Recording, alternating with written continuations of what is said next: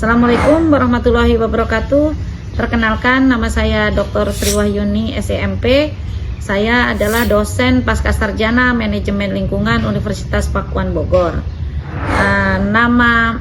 Nomor NIK saya adalah 3201294309720001 dan nomor NIDN saya adalah 0403097206. Di sini saya akan membuat video dalam rangka unjuk kerja, yaitu sertifikasi dosen tahun 2025 Tridharma Perguruan Tinggi PDDD UKT PT. Di sini adalah saya mengampun mata kuliah di manajemen lingkungan adalah pengelolaan lingkungan dalam pembangunan berkelanjutan. Nah, kode mata kuliahnya adalah MNI 8104 dan bobot SKS-nya adalah 3 SKS. Dan mata kuliah ini adalah mata kuliah wajib dan diampun oleh saya sendiri sebagai dosennya, yaitu Dr. Sri Wahyuni SEMP. Nah, mata kuliah ini adalah deskripsinya atau perkuliahannya adalah untuk mempersiapkan mahasiswa agar mampu mengelola sumber daya lingkungan, ya. Ini menjelaskan definisi dan konsep pengelolaan lingkungan dalam pembangunan berkelanjutan.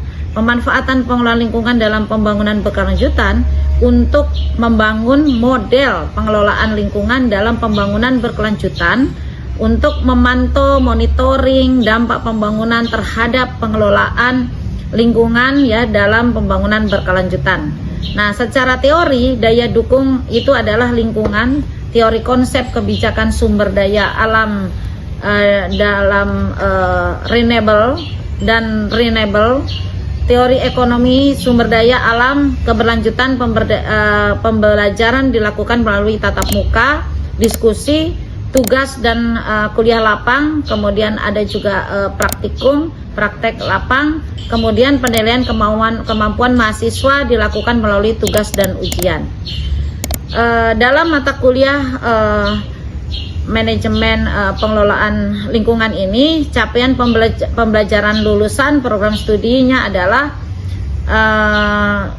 untuk program studi S2 manajemen lingkungan dapat menghargai keanekaragaman budaya, pandangan agama dan kepercayaan, serta mendapat atau temuan original atau orang lain.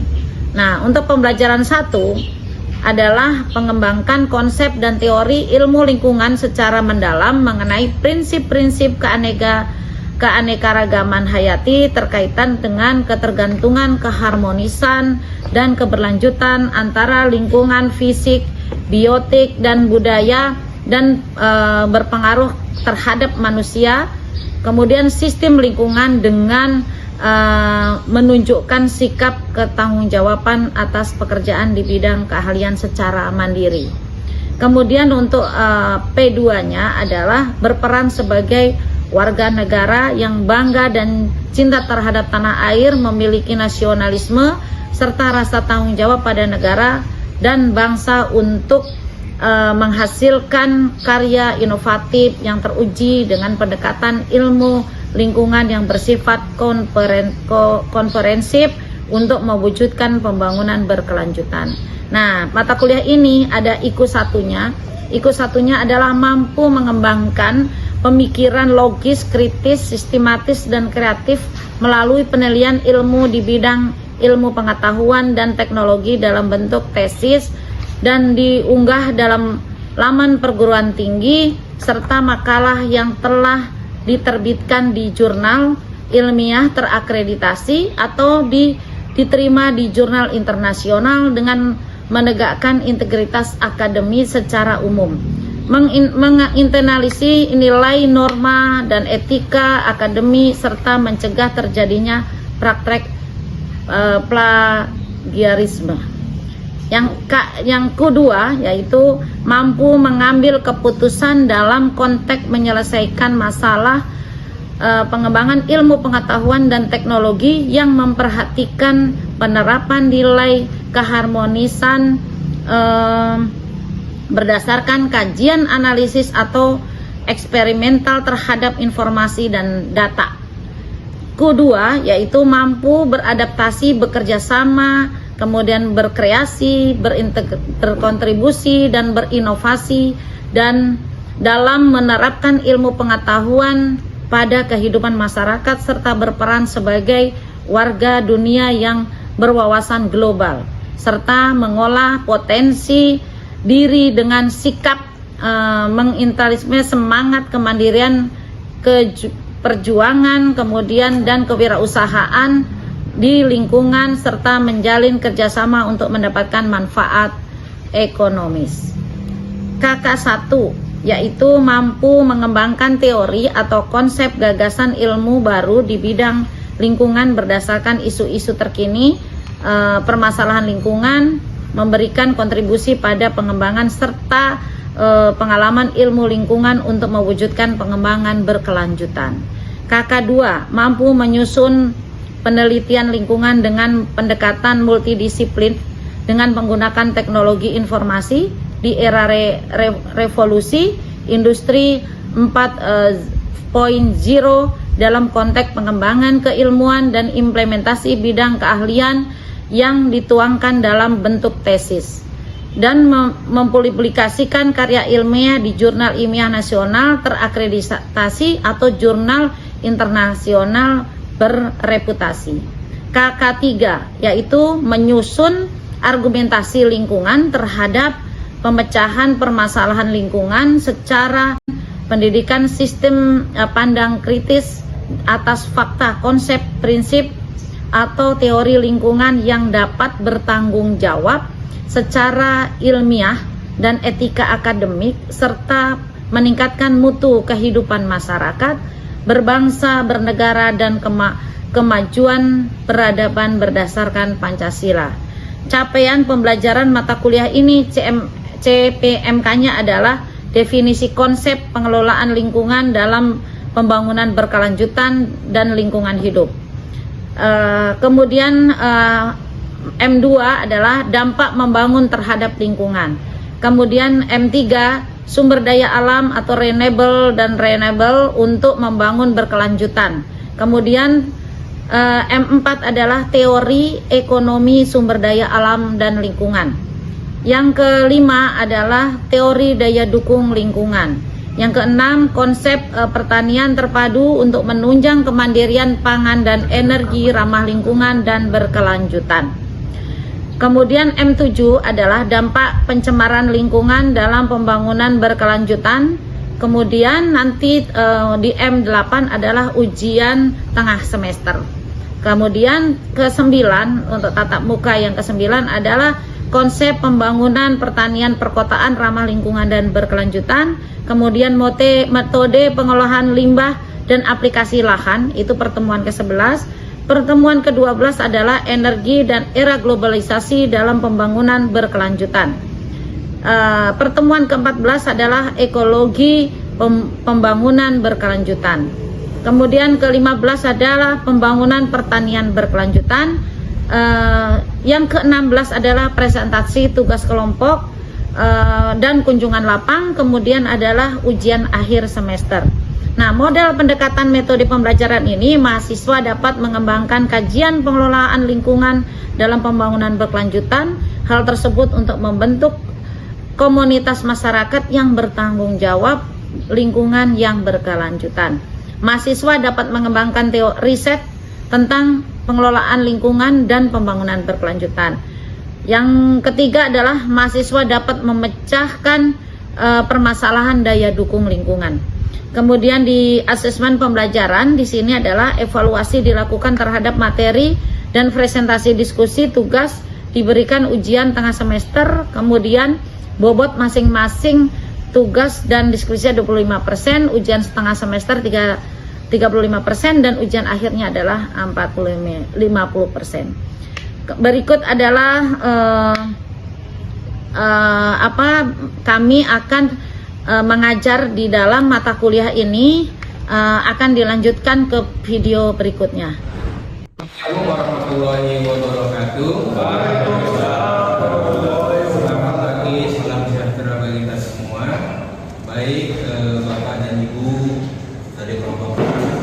saya sendiri Faizilah, kemudian ditemani dengan rekan saya Pak Ahmad Munir, akan mempresentasikan atau menyampaikan materi terkait dengan pembangunan pertanian berkelanjutan menuju ketahanan pangan dan pelestarian sumber daya alam. Kita tahu sendiri Bapak dan Ibu bahwasanya pemerintah sekarang. Selamat pagi, salam sejahtera buat kita semuanya. Hari ini kita ketemu di mata kuliah pengelolaan sumber daya alam dan lingkungan untuk berkelanjutan ya, dalam berkelanjutan. Jadi materi hari ini adalah tentang pertanian terpadu menuju mandiri pangan dan energi ramah lingkungan berkelanjutan. Jadi sesuai dengan tadi yang dipresentasikan bahwa kita hari ini belajar tentang bagaimana sih pertanian terpadu berkelanjutan untuk secara ini ya. Nah, tadi sudah disampaikan tentang bagaimana teorinya. Setelah bagaimana teorinya, di sini saya akan memberikan bagaimana cara untuk apa sih itu mandiri pangan energi terintegrasi atau berkelanjutan. Jadi di sini ada terdiri dari beberapa unit usaha ya, yang mengutamakan efisiensi pemanfaatan input dan output. Jadi input dan output itu misalkan di situ namanya pertanian terpadu. Pertanian terpadu itu apa? Gitu kan? Pertanian berkelanjutan itu gimana? Jadi pertanian terpadu itu ada sapi, ada peternakan, ada perikanan, ada pertanian, ada hortikulturnya, ada pengolahan limbahnya, nah, seperti itu ya. Jadi dari hasil buangan dari satu unit usaha dijadikan input bagi usaha yang lain. Nah, itu namanya pertanian terpadu.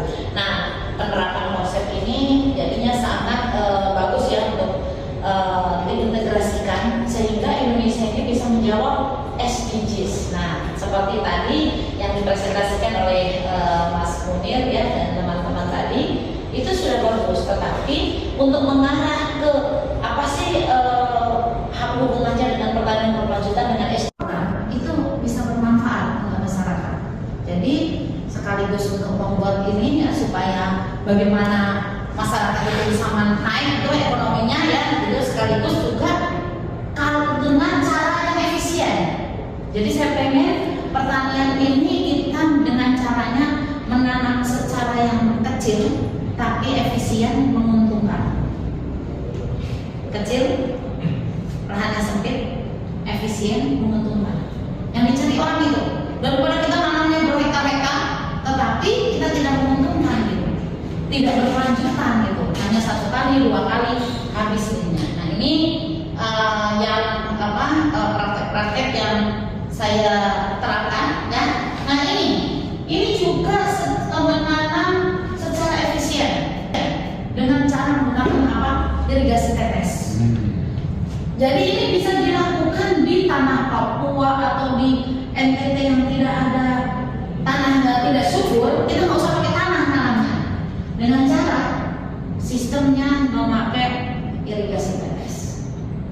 Kita misalkan kesana pada saat nanti kita mau tinggal buka keran, kita mandi, selesai mandi, tutup keran lagi, udah selesai pupuknya. Pakai handphone bisa. Pakai handphone juga bisa ya, pakai smart gitu ya, pakai smartphone gitu ya. Terus ini juga banyak ya sistem-sistem pertanian yang saya lakukan. Kita dengan memakai apa? Wadah-wadah. Karena kita orang lingkungan, berarti kita harus bertani secara ramah lingkungan, yang tidak harus istilahnya membeli pot-pot yang mahal-mahal gitu ya. Dari ini kita gunakan sehingga bisa bisa pakai wadah-wadah bekas ya, pakai wadah-wadah bekas kita bikin untuk di ininya gitu ya. Nah ini untuk pertanian organik, dan saya juga melatih para persiapan pensiun TNI, pejabat tinggi TNI, yang mau pensiun. Jadi mulai dari kapten sampai jenderal. Tanggal 8 besok itu ada saya ngasih pelatihan di tempat saya. Jadi itu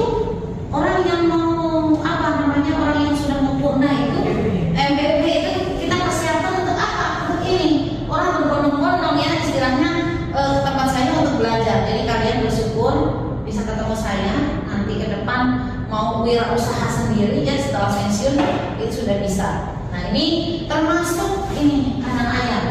Ini kandang ayam sekarang saya sudah buat secara bertingkat. Nah ini ayam telur di lapas. Saya mau menginikan di lapas-lapas. Dibelajarin gimana sih mereka yang tadinya kena narkoba, yang kena apa, nah ini saya ajarkan bagaimana cara menanam, cara beternak ayam, cara ini supaya keluar dia nanti berubahnya itu tidak lagi berbuat seperti itu gitu ya intinya. Nah ini peternakan sapi, jadi juga sama ya. Nanti saya akan putarkan video yang terintegrasi semuanya. Jadi terintegrasi mulai dari tadi yang secara berkelanjutan. Nanti masyarakat desa bisa dilatih gimana cara mengolah bulu domba, gitu ya. Nah ini hasil kerajinannya. Hasil kerajinan ini dulu bisa dijual ke Bali. Pada saat pandemi kita berhenti karena di sana sudah stop operasional. Sehingga saya juga untuk menyetop untuk pemberdayaan masyarakat saya di masyarakat sehingga bulu domba ini nilai jualnya itu tinggi. Itu yang di sana itu ditenun, dirajut, itu bisa. Jadi nanti mungkin semester depan ketemu sama saya lagi tentang pengelolaan limbah. Nah itu pengelolaan limbah itu nanti pelajarannya tentang teknisnya. Kalau ini secara umumnya seperti itu ya. Nah ini tanaman sayuran misalkan ya, sayuran. Nah, ini masih banyak. Kemudian ini hidroponik sayuran. Sayuran ini juga dari pupuknya dari mana? Dari urin sapi, dari keluaran biogas tadi. Jadi ini semua diputar back to nature. Jadi nanti pertanian terpadu inilah yang sekarang jadi ngetren. Jadi salah satu hari ini saya alhamdulillah bisa mendapatkan penghargaan perempuan berbakti untuk negeri. Satunya implementasi apa? Implementasi tentang bidang pertanian berkelanjutan, kemudian saya mengolah sampah dan sebagainya. Itu salah satu dari dari kegiatan ini ya. Nah, saya ini seperti ini. Ini juga sama pertanian berkelanjutan, tapi ini kangkung. Ini tanaman kangkung ini juga bisa dipupuk dari limbah karena kita bicara lingkungan, kita bicara organik, kita harus mulai dari ini.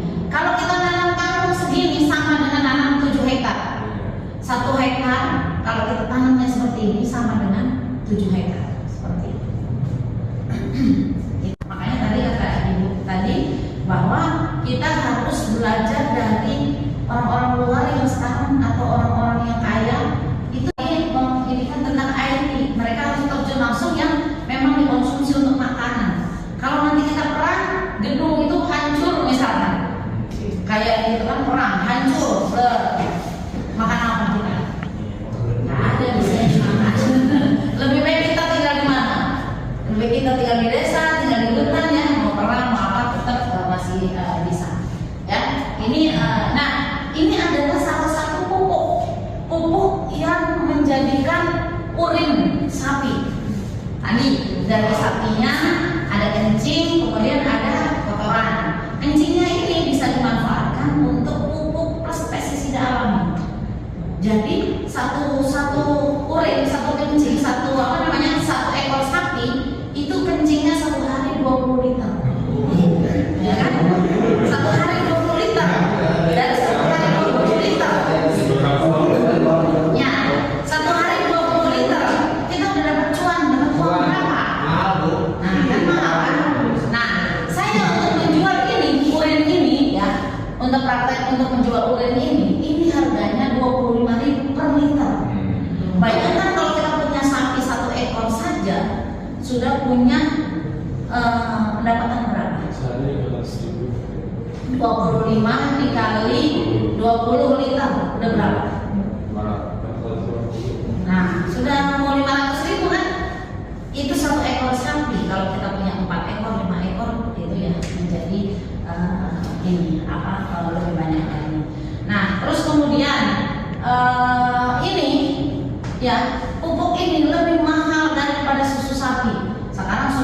di Indonesia berapa? Dijual di peternak itu cuma 12.000. Sedangkan kita kalau bisa ngolah ini bisa membantu apa? Menaikkan ekonomi masyarakat. Sehingga ini Korea, sekarang Korea satu karung 900.000. Daripada orang harus beli Korea dari luar, lebih baik kita pakai urin sapi yang ada di sini. Ya, nanti ininya, oke. Nah ini selain itu di sini juga ada bisa pakai peternakan ayam, kandang buyut. Nah program untuk pertanian terpadu ini bisa menunjang sekarang program pemerintah yang namanya makan bergizi gratis, ya kan, MBG. Jadi pertanian terpadu untuk menunjang program makan bergizi gratis. Tapi nanti ada pola-polanya tuh. Dan ini saya sudah membuat jurnalnya. Nah, bagaimana sih cara untuk menunjang pertanian terpadu untuk menunjang ketahanan pangan? Kita tinggal ngitung nih, kalian ngitung bagaimana dengan 3.000 orang untuk satu dapur. Butuh telur berapa? Butuh ayam berapa? Butuh daging berapa? Butuh ikan berapa? Butuh sayuran berapa? Dari situ nanti kita bisa misalkan ada dapur MBG di mana, kalian sudah bisa membuat nih yang pertanian berkelanjutannya seperti apa, ya. Jadi ini ada kandang dombanya juga, misalkan ya, nanti akan saya putarkan. Kalau ini dari bulunya, bulu domba itu kenapa tadi dari hasil unit usaha, dari unit usaha yang lain. Bulu domba ini bisa dijadikan kerajinan, handicraft, ininya ya, bisa dijadikan handicraft sehingga bisa mendapatkan pendapatan lagi, gitu. Jadi pendapatan dari sisi dari yang beli. Pertanian terpadu dengan lahan yang sempit. Kalau di desa itu lahannya sudah mungkin agak besar, bisa yang berhektar-hektar. Tapi untuk di perkotaan, apakah pertanian berkelanjutan ini hanya untuk di perdesaan saja? Tapi kan tidak. Kita juga pertanian terpadu bisa diterapkan di perkotaan. Namanya apa? Urban farming. Urban farming juga salah satu konsep yang kita dengan luas berapa? Luasnya 1.500, tetapi bisa menerapkan sistem pertanian terintegrasi sekaligus dengan energi ramah lingkungan, sekaligus dengan apa? Pupuk organiknya. Nah seperti itu ya. Jadi sistem pertanian terintegrasi ini terdiri dari apa saja? Bisa ada sayuran, menghasilkan sayuran, menghasilkan ikan dari sisi protein, menghasilkan peternakan juga, nanti ada limbahnya, menghasilkan ayam itu dari telurnya, kemudian dari situ ada namanya yang mengolah limbah dari semua yang tadi, sehingga semuanya back to nature, kembali lagi ke alam. Nanti dari sisi ini kita dari hasil buangan tadi ya, dari hasil buangan dari satu unit usaha tadi, dari buangan dari satu unit usaha dimanfaatkan sebagai input dari usaha lain, namanya zero waste, tidak ada yang terbuang. Jadi yang tidak terbuang ini akhirnya kita saya implementasinya ya. Jadi implementasi ini kita bisa menggunakan sarana ini, misalkan biogasnya itu bisa dijadikan untuk traktor baja macam sawah. Sekarang kan lagi krisis energi kita dari kotoran sapi, kotoran ayam, kotoran kambing, dibuatlah namanya biodigester, masuk ke situ, gasnya digunakan untuk pertanian lagi, baik untuk traktor baja maupun untuk penerangan, untuk masak sendiri ya, seperti itu. Ini ada contoh-contohnya semuanya ya. Kemudian kita akan mendapatkan apa? Pertanian organik. Sekarang tadi menurut kelompok 6 tadi ya, kalau kita bertani masih pakai anorganik, biayanya akan mahal, tidak sehat untuk kita semua. Makanya kita dari belajar di manajemen lingkungan, kita tahu lingkungan, kita harus budayakan menggunakan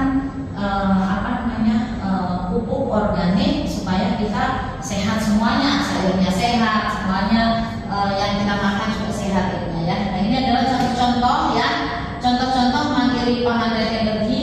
Saya di sini ada kandang sapi, kandang ayam, kandang domba ya.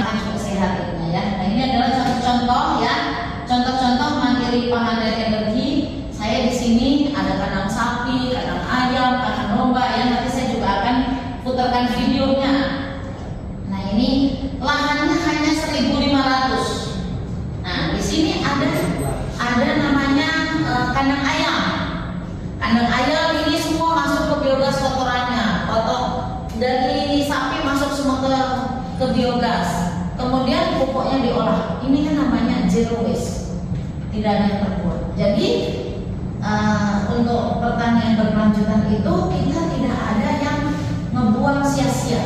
Tadi dari usaha input dijadikan output bagi usaha yang lain. Contohnya apa? Misalnya, coba, Mas, contohnya apa? Misalkan kalau kita usahakan beberapa unit usaha yang input jadikan output bagi usaha yang lain. Itu contohnya apa? Misalkan. Misalnya kotoran hewan itu bisa dijadikan biogas. Biogas itu bisa dijadikan bahan bakar untuk kegiatan lainnya. Kalau misalnya ada beberapa kotoran hewan juga bisa jadi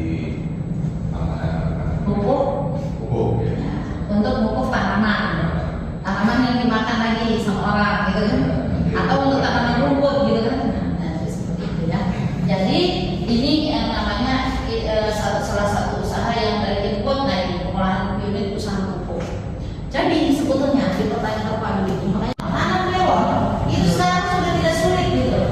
Jadi ini pakai apa namanya, sudah pakai irigasi tetesan ya. Nah, sekarang sih kalau di dunia pertanian ya sudah tidak asing lagi ya. Tapi kalian yang orang yang ininya di lingkungan pasti ini. Nah saya waktu itu bersama-sama keluarga Cendana untuk membina, untuk melatih semuanya yang bagaimana sih tentang pertanian ini. Jadi saya itu salah satu yang menjadi konsultan dan orang dekatnya dari mereka, baik dari usaha peternakan sapinya maupun dari usaha untuk pertaniannya.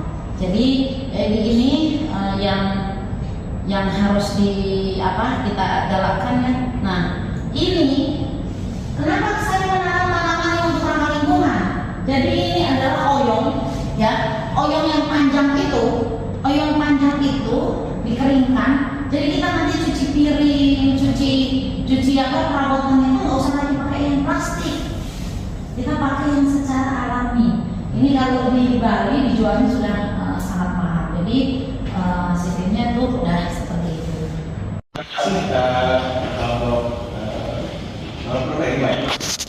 Saya ingin bertanya terkait tadi mungkin terkait hubungan berkelanjutan. Jadi ada dua mata pisau nih statement yang di Indonesia ini. Karena Indonesia ini punya luasan hutan ini, hutan ini sekitar 61% kalau dari data yang KLHK. Nah, kira-kira dengan ada konsep yang namanya Smart Forest City itu yang dikembangkan di Kalimantan. Nah, kira-kira bagaimana pandangan kelompok 5 terkait itu? Lalu juga ada di dua mata pisau berbeda nih. Ada catatan dari Menteri kita Pak Bahlil terkait baiknya ditambah dulu nih, baru diperbaiki lagi gitu. Karena yang dipakai dulu karena negara-negara seperti itu. Jadi ada dua mata pisau berbeda. Apakah kita harus mengembangkan Smart Forest City tadi, atau memang harus ditambah dulu, baru dikembangkan lagi seperti itu? Oke, baik. Jadi ada apa namanya kalian yang menanyakan ya tanggapan mengenai presentasi tadi gitu ya. Tolong dijelaskan gitu ya secara singkat. Terima kasih kepada semua pihak atau warga negara Indonesia yang telah menyaksikan video pembelajaran mata kuliah pengelolaan lingkungan dalam pembangunan berkelanjutan Sekolah Pascasarjana Manajemen Lingkungan Universitas Pakuan Bogor.